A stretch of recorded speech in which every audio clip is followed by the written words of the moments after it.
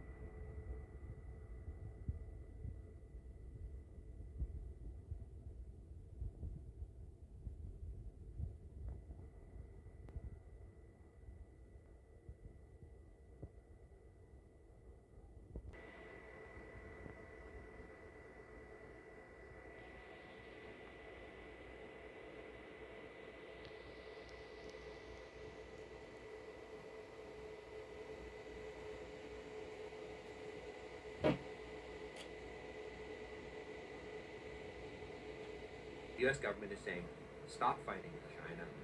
Chinese people have done you no wrong. Why are you there? Stop this aggression. Japan felt increasingly threatened as 1941 proceeded by cutting off of natural resources that could fuel the war machine. After all, they'd been at war with China since 1937. The U.S. government tightens trade embargoes against Japan, so that no longer can Japanese companies get access to credits from the United States. They cannot get access to scrap metal from the United States, and they cannot get access to oil from the United States. That oil problem for the Japanese is a key one. Without oil, they cannot support their war that's going on already in China. You must understand is that the attack on Pearl Harbor was an ancillary movement to what was called the movement to the south. The Japanese were primarily interested in the raw material. Yamamoto was commander-in-chief of the combined fleet of the Japanese Navy. Very skillful, accomplished naval officer. He had duty in the United States. He knew the American capabilities. He knew the American mind.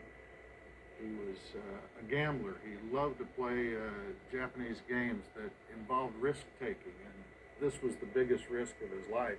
Well, you must understand in Japanese military training, and then the signal would go out at a certain date in late November if they couldn't work something out, and indeed that's the way it happened.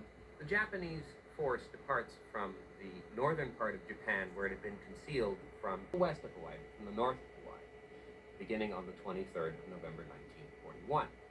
And on the way, it maintains absolute radio silence. Its mission is to attack Pearl Harbor, but it does not transmit any signals to betray its position. So the American fleet at Pearl Harbor has no clue of where the Japanese Navy's main striking force is located. And when I say main striking force, I'm talking about the cream of the Japanese Navy. 6 large aircraft carriers, 2 battles. One of the questions that always comes up with regard to Pearl Harbor is, why was the fleet so unprepared? The problem was the mindset was, it couldn't happen here. Look at the map and see how far away Hawaii is from Japan, the Western Pacific.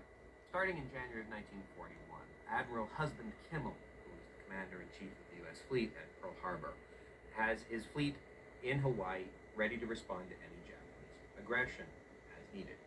He is, at that time, exercising the fleet, but at the same time faces a serious problem because his own forces are being drawn off to the Atlantic to respond to the German threat that is posed to the United States, and President Roosevelt wants those forces in the Atlantic fleet. So he's losing some of his strength to the Atlantic. Admiral Kimmel's role in preparing to that end, the fleet was constantly engaging in exercises, be at sea during the week, in port during the weekends, which unfortunately allowed the Japanese intelligence operatives on Oahu to get an accurate picture of what the fleet would be doing and when.